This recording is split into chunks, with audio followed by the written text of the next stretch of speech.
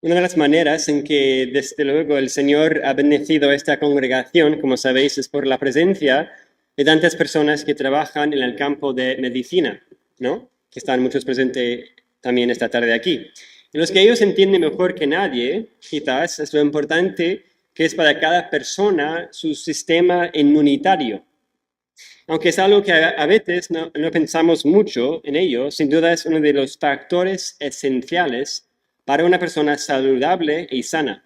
Igual que es imprescindible a una persona sana un buen sistema inmunitario, es igual de imprescindible al cuerpo de la iglesia su propio sistema inmunitario. Hoy, igual que la semana que viene, vamos a estar estudiando la epístola de Judas. Y lo que vemos en esta carta breve es una descripción de lo que es el sistema inmunitario, digamos, espiritual de la misma iglesia. Porque igual que un sistema inmunitario, cuando el organismo de la iglesia está vivo, sí o sí va a defenderse de ataques y peligros de agentes extraños. Esta carta está escrito por el medio hermano de nuestro Señor, el mismo hermano que igual que todos los hermanos de Cristo no creyeron en Él.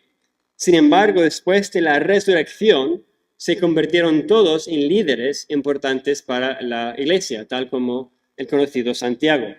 Y tal como vamos a ver, Judas está escribiendo a una congregación a la que tenía muchísimas ganas, Judas, de escribir sobre sobre la salvación que compartían. Sin embargo, al ver el tremendo peligro que existe en esa congregación, provoca una ardiente defensa y activa, digamos, este sistema inmunitario de la misma iglesia. Así que lo que vamos a ver en esta tarde son tres cosas importantes. Primero, la anatomía del cuerpo y corazón de la iglesia. Y segundo, el virus que está atacando el cuerpo. Y por último, el pronóstico final de aquel virus. Así lo vamos a ver leyendo una vez más desde el primer versículo de Judas en nuestras Biblias. Y dice la palabra del Señor: Judas, siervo de Jesucristo y hermano de Jacobo, a los llamados, santificados, amados en Dios Padre y guardados en Jesucristo. Misericordia y paz y amor os sean multiplicados. Amados, por la gran solicitud que tenía de escribiros acerca de nuestra común salvación, me ha sido necesario escribiros exhortándoos que contendáis ardientemente por la fe que ha sido una vez dada a los santos.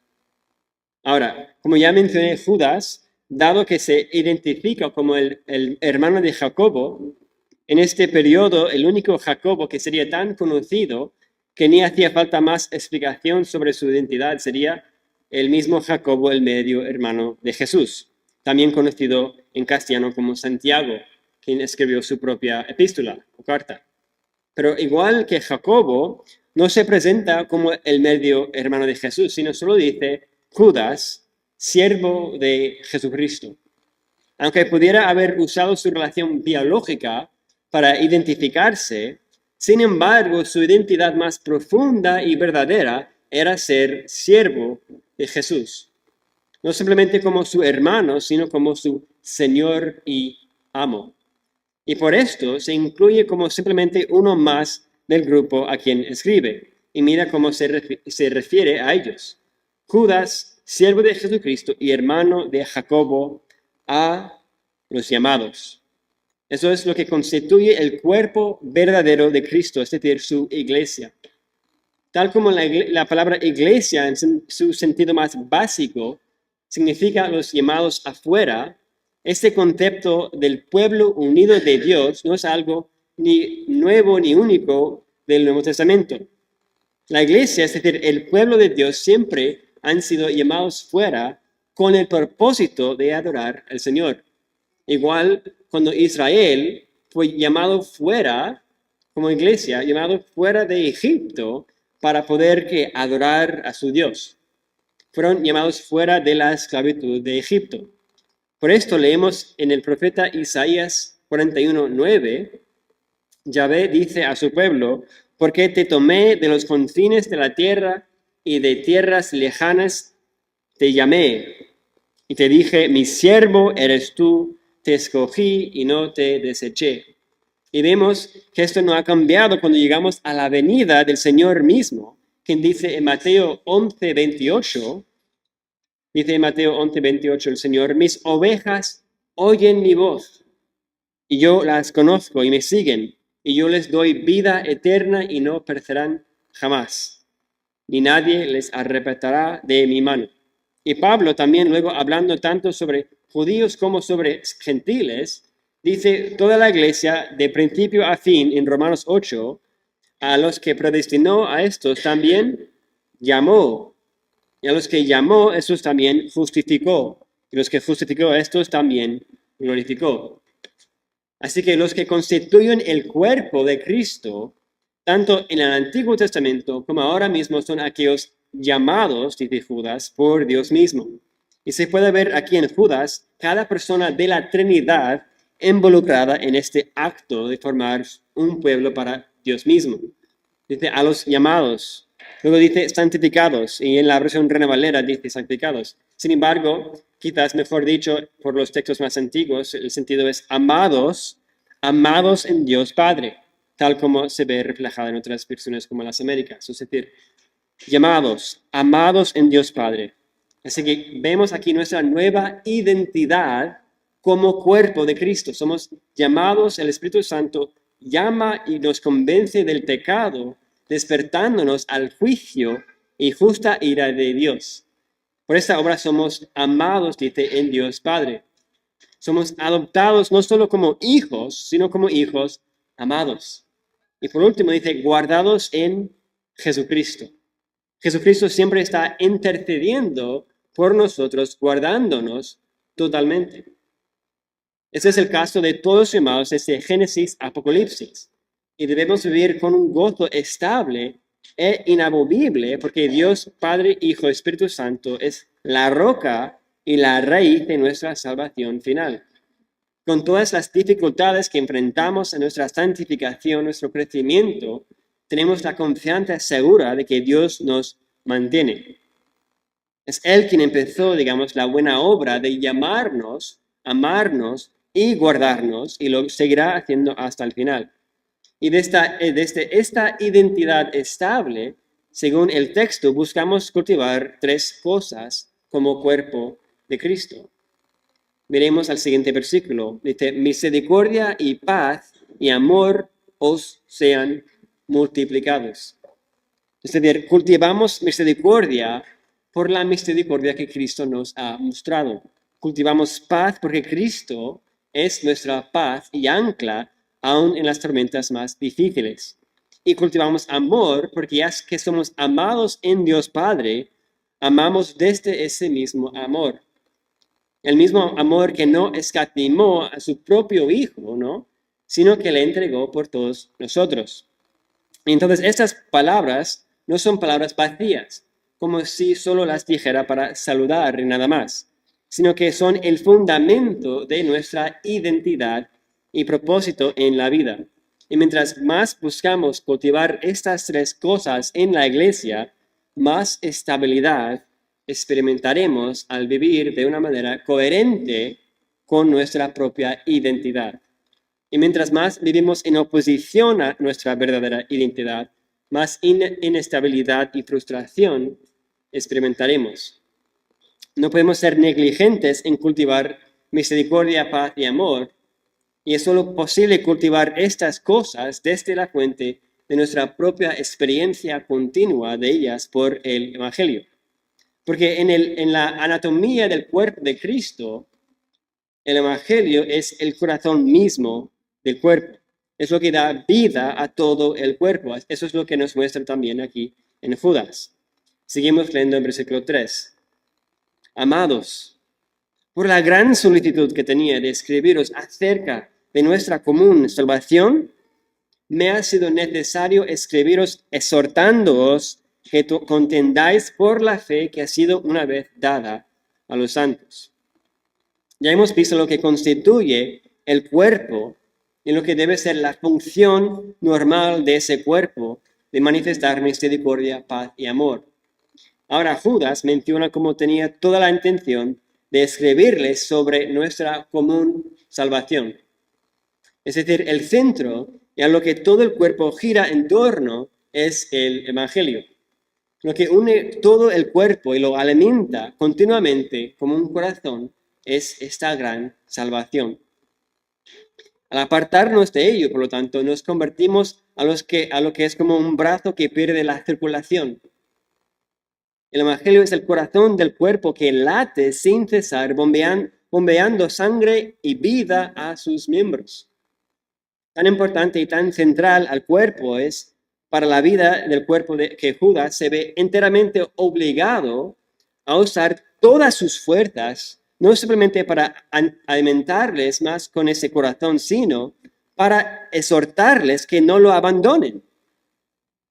Y eso es el punto principal detrás de todo lo que va a decir Judas al final del versículo 3. Dice que contendáis ardientemente por la fe que ha sido una vez dada a los santos. Y la razón por la cual tiene que cambiar todo lo que tenía planeado es porque el mismo corazón está bajo ataque. Aquí vemos la segunda parte de nuestro texto. Porque para entender cualquier enfermedad es necesario entender la función normal de tu cuerpo. Y por eso Judas lo ha dejado claro desde el principio. Pero ahora nos vuelve la mirada al virus, que está atacando el mismo corazón del cuerpo. Seguimos leyendo a partir del versículo 4. Porque algunos hombres, dice, han entrado encubiertamente, los que desde antes habían sido destinados para esta condenación. Hombres impíos que convierten en libertinaje la gracia de nuestro Dios y niegan a Dios, el único soberano, y a nuestro Señor Jesucristo. El corazón del pueblo del Señor siempre ha sido un mensaje de la gracia de Dios. Dice que Noé halló que gracia ante los ojos de Jehová. Y el resultado de esa gracia, igual como siempre ha sido, resultó en la obediencia a la palabra del Señor. El pueblo de Dios siempre ha sido un pueblo por la gracia del Señor. Y la realidad de esa gracia es una libre sumisión a la autoridad de Dios, en donde la verdad se encuentra, la verdadera libertad se encuentra. Hemos sido liberados de la esclavitud de la carne para obedecer. Y por lo tanto, el Evangelio rechaza tanto el legalismo de una mano y a la vez rechaza el libertinaje de la otra mano. El legalismo es un rechazo de la gracia, porque es la mentira que podemos ganar la salvación por nuestros propios méritos. Sin embargo, el Evangelio dice que somos muertos espiritualmente. Y el libertinaje es en realidad un rechazo de la gracia en sí, como dice Pablo en Romanos 6, ¿no? ¿Qué pues diremos? ¿Perseveraremos en el pecado para que la gracia abunde? En ninguna manera, dice. ¿Por qué? Porque lo que hemos muertos al pecado, ¿cómo viviremos aún en él? Así que este es el virus que está atacando el mismo corazón del cuerpo de Cristo. Un virus que enseña que no hace falta la función normal ni de la misericordia, ni de la paz, ni del amor, sino ya puedes vivir como siempre has querido vivir. Ya que tienes la vida eterna garantizada, puedes dar rienda suelta a tus pasiones carnales como nunca antes. Sin embargo, el mensaje del Evangelio es que cada creyente verdaderamente amado en Dios Padre muestra que posee fe verdadera por cómo vive por la gracia, igual como el mensaje de Santiago. La gracia es algo que nos da una nueva naturaleza, que encuentra su satisfacción solo en vivir agradando a Dios y crece en su propio aborrecimiento, por lo tanto, de la carne y sus propias obras. Como, por ejemplo, si al hallar gracia Noé, no hubiera hecho caso a Dios al ordenarle construir el arca. ¿Sería salvo de la ira de Dios Noé en ese caso? Claro que no. Y como todo virus, nunca entra en el cuerpo pronunciándose como tal. Por eso hemos de estar siempre alerta, porque este cáncer de las falsas enseñanzas tampoco entran en la iglesia pronunciándose como tal, sino siempre entran, como dice Judas en versículo 4, encubiertamente. El virus de los falsos maestros entra dentro de la comunidad de los creyentes, dentro de ese mismo cuerpo. Están mezclados en la iglesia de una manera encubierta. Y la gran preocupación, por lo tanto, de Judas es que a lo mejor la iglesia ni reconoce el mismo peligro que existe entre su propia comunidad. Y por ello el Evangelio y la misma salvación está en juego. Por lo tanto, qué es más peligroso, ¿no? ¿Un bote de lejía sin etiqueta o un bote de lejía con una etiqueta de leche? ¿No? Porque estos hombres que habían venido en el nombre del Evangelio profesaban creer en la gracia. El peligro del virus es que siempre viene encubierto, como si fuera otra cosa. Viene en el nombre del amor, viene en el nombre de la unidad, de la tolerancia, como vemos en Judas, como verdadera libertad. Como dice Pedro en su propia carta, dice, les prometen libertad y son ellos mismos esclavos de corrupción. Es decir, nos promete liberarnos de esa anticuada forma de pensar, ya que nuestra forma de pensar debe ser atrapada en el pasado. Solemos escuchar frases como estas hoy en día, ¿no? Ponte al día. Bienaventurado al siglo XXI. Pero por eso Judas nos recordó al principio que esta fe nuestra ha sido una vez dada a los santos. Y los virus siempre buscan desviarse de esa fe dada ya una vez, para siempre. El Evangelio no se adapta a lo largo del tiempo a los gustos o a las enseñanzas populares de día. Como todo buen sistema inmunitario, el cuerpo no busca adaptarse al virus, sino se busca protegerse de ser afectado y dañado por ello. No es suficiente aceptar todo que profesa ser en el nombre del amor, libertad y unidad, sino que todas esas cosas tienen que ser definidas por la fuente del verdadero amor, libertad y unidad que solo existe en Dios mismo. No buscamos en el nombre, por ejemplo, de la inclusión cambiar el mensaje del Evangelio ni en la forma más mínima, porque lo que hemos recibido no ha sido por nuestra autoridad, sino por la autoridad de Dios. Por lo tanto, cambiarlo o alterarlo por cualquier razón es un rechazo total de la autoridad divina. Y este rechazo de la autoridad de Dios es la conclusión misma a la que llega Judas al final del versículo 4. Dice, que convierten en libertinaje la gracia de nuestro Dios y que niegan a Dios, el único soberano, y a nuestro Señor Jesucristo. Porque como dice justo antes, aunque profesan ser parte del cuerpo de salvación, en realidad su origen es de la condenación. Ahora, al diagnosticar esta enfermedad que existe encubierta en la iglesia, Judas muestra cómo este virus no es nada nuevo. Judas reconoce que en su día lo relevante eran primeramente las escrituras del Antiguo Testamento como la misma autoridad de Dios. Y también entendió Judas lo relevante que eran otros textos que aunque no fueran del todo inspirados, seguían ocupando un lugar de gran influencia en la vida de los judíos del primer siglo. Estos eran textos apócrifos como Enoc y la Asunción de Moisés. Igual que cuando Pablo utilizó citas de escrituras griegas y paganas en Hechos para testificar la verdad de Cristo, no está acreditando a estos autores inspiración divina. Y Judas Judas hace lo mismo aquí, apelando a lo que era común entre sus oyentes para hacerles ver mejor la verdad de su argumento.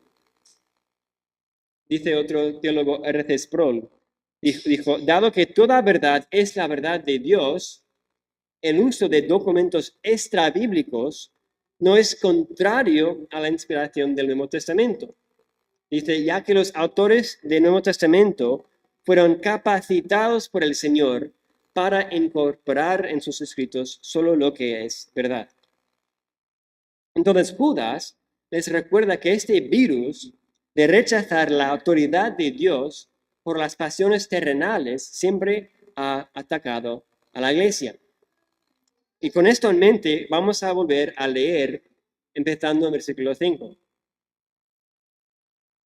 Mas quiero recordaros, ya que una vez lo habéis sabido, que el Señor, habiendo salvado al pueblo, sacándolo de Egipto, después destruyó a los que no creyeron y a los ángeles que no guardaron su dignidad, sino que abandonaron su propia morada, los que ha guardado bajo oscuridad en prisiones eternas para el juicio del gran día.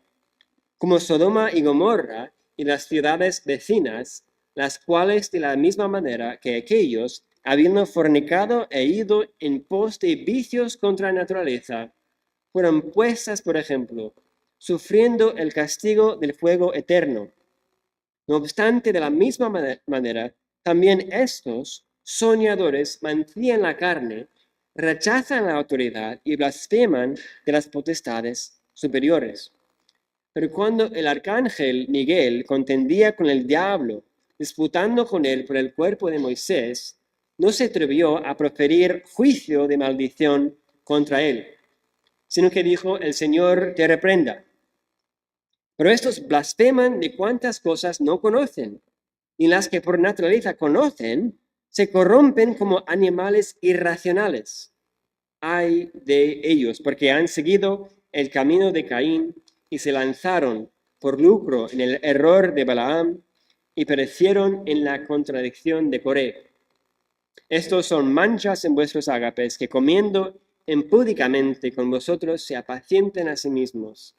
Nubes sin agua, llevadas de acá para allá por los vientos, árboles otoñales, sin fruto, dos peces muertos y desarraigados, fieras, ondas del mar que espuman su propia vergüenza, estrellas errantes para las cuales está reservada eternamente la oscuridad de las tinieblas. Y de estos también profetizó Enoch, séptimo desde Adán, diciendo, he aquí vino el Señor con sus santas decenas de millares, para hacer juicio contra todos y dejar convictos a todos los impíos, de todas sus obras impías que han hecho impíamente, y de todas las cosas duras que los pecadores impíos han hablado contra él. Estos son murmuradores, creyosos, que andan según sus propios deseos, cuya boca habla cosas infladas, adulando a las personas para sacar provecho. Como empezamos viendo, la iglesia definida por las escrituras son aquellos llamados desde Génesis a Apocalipsis.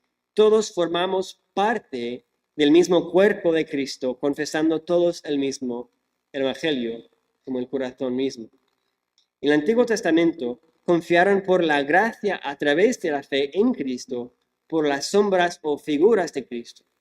En cambio, tú y yo confiamos por la realidad que hay detrás de esas sombras. Unos confiaban en Cristo mirando hacia el futuro, lo que Él iba a cumplir, simbolizado por el sacrificio de animales, y nosotros mirando hacia atrás al verdadero Cordero que quita el pecado del mundo por símbolos como el pan y el vino. Pero formamos todos parte igual del cuerpo de Cristo, por su gracia. Por lo tanto, los virus que afectaban el cuerpo de Cristo en el Antiguo Testamento siguen siendo igual de peligrosos ahora, tanto como lo eran antes. Judas empieza dándonos tres ejemplos de la iglesia del Antiguo Testamento. Primero, en versículo 5, de la primera generación de Israel en el desierto culpable por su incredulidad. Y segundo, en versículo 6, los ángeles caídos culpables de rebelión. Y tercero, Sodoma y Gomorra, culpables de ¿qué? Inmoralidad sexual. Y aquí vemos el virus presente en estas tres maneras, en la incredulidad, la rebelión y la inmoralidad sexual. Y Judas, entonces, en el versículo 8, muestra la raíz de estas tres cosas.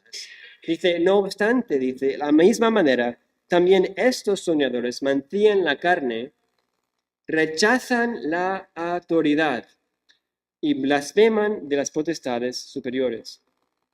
Este rechazo de autoridad es lo mismo de lo que tú y yo debemos estar alerta en el contexto de la iglesia de hoy en día.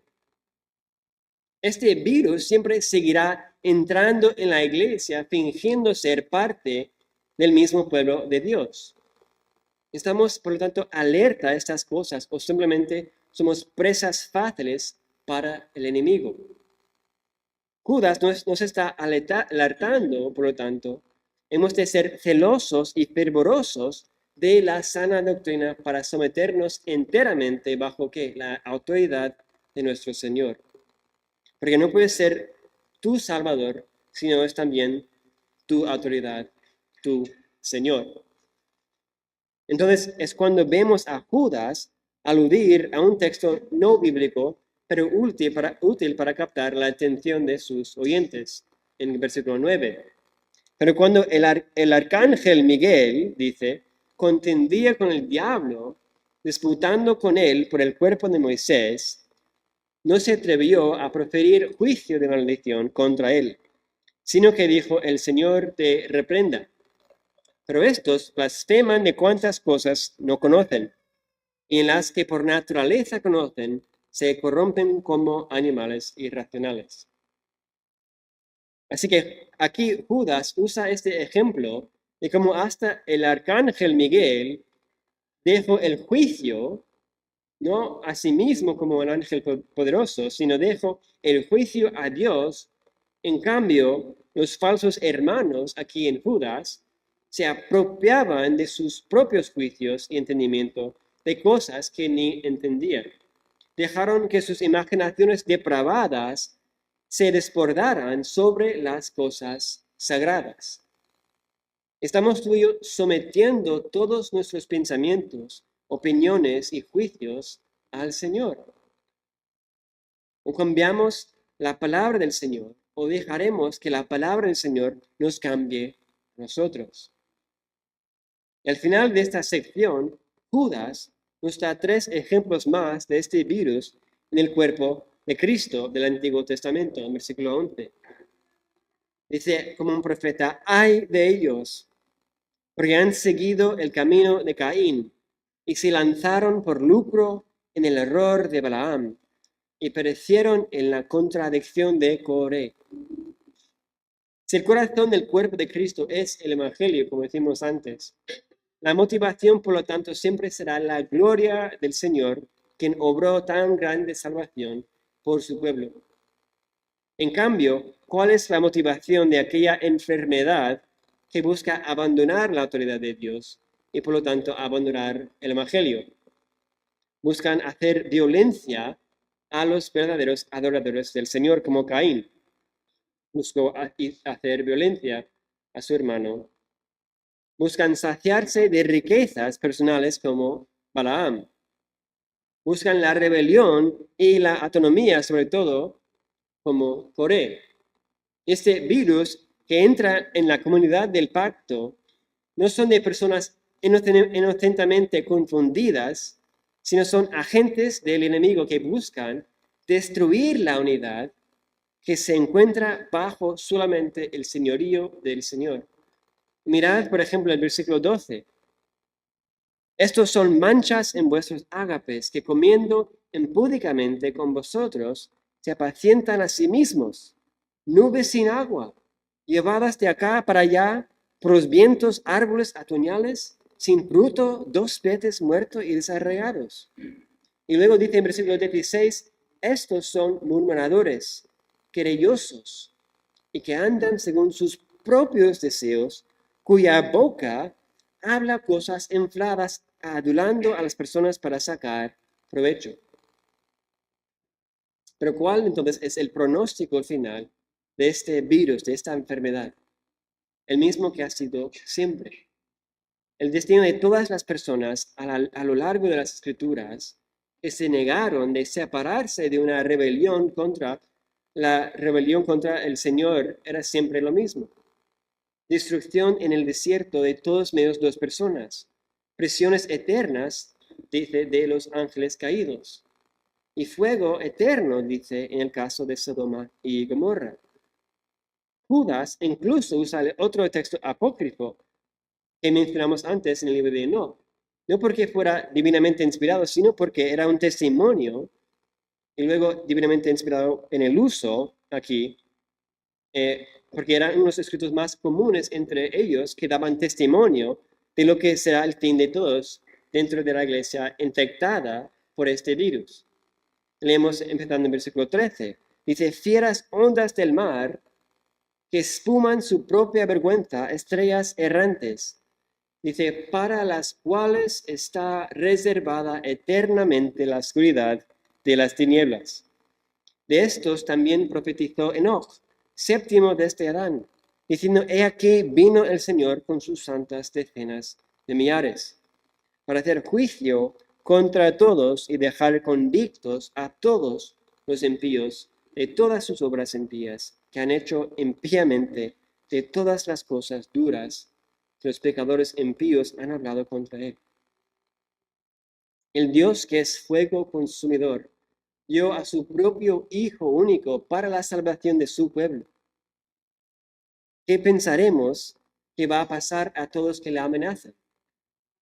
Para todos los que son hijos de luz, el resplandor de su Padre les infunde paz.